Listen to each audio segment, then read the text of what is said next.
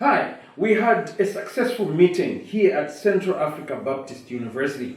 The university is in the process of transitioning from face-to-face 100% to a place where we integrate ICT into our normal operations as we teach. So various stakeholders were called in from across the university to discuss aspects of what we would expect in an adopted system that we are going to use, both SIS, the Student Management Information System, but also the Learning Management System. I hope you will like to listen to some of the highlights that came out of that meeting. So we definitely need a system that has a high level of reportability.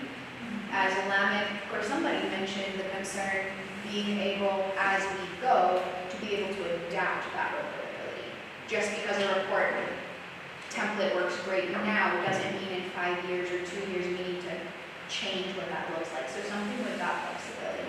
Or a few of the additional ones to what I know. We need a simple way that we can report that the brakes are squeaking on the vehicle.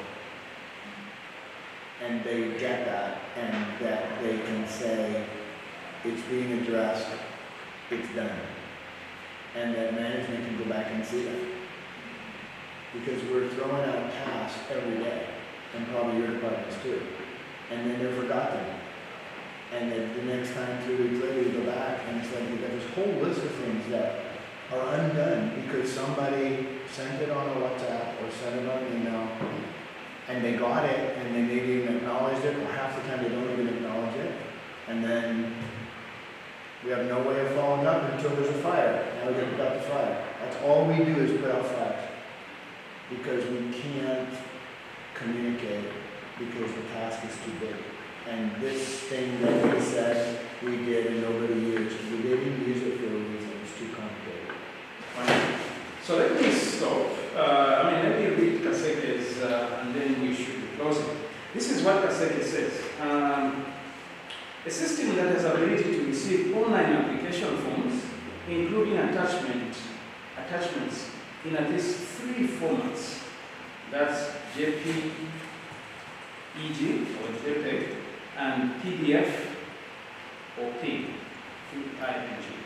Number 2, allow us to send one correspondence email to potential applicants and or students, but it gets to them individually with individual names.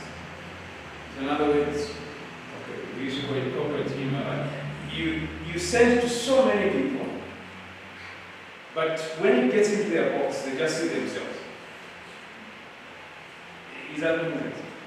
Not a whole bunch of other people.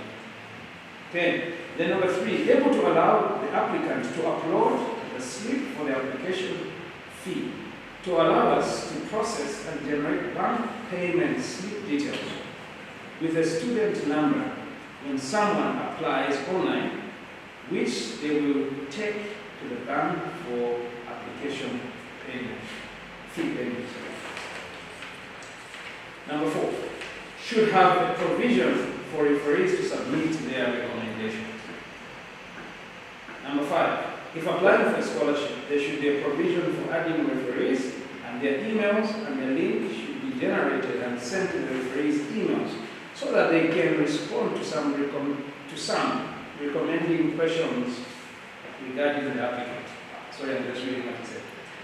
Number 6, it should have a checkbox for steps covered and be able to compile application files and scholarship files in their category. And number 7, it should provide access to prospective to download applicant forms, fees, flyers, and any other school admission related files. Okay, that's from my brother Kenneth Kaseke. I haven't seen Ken Banda. We will need to catch up with him as well. But at least that's what we have. Okay, I think I will run to a close, but Ben has captured what we have suggested. The next step is we are going to have a team that is going to go in and investigate those systems and then come and give us a report. So we'll let you know when that will be done, but obviously it will take some time. It will be obviously not next week or because of the graduation and so on. So I'll stop there for now.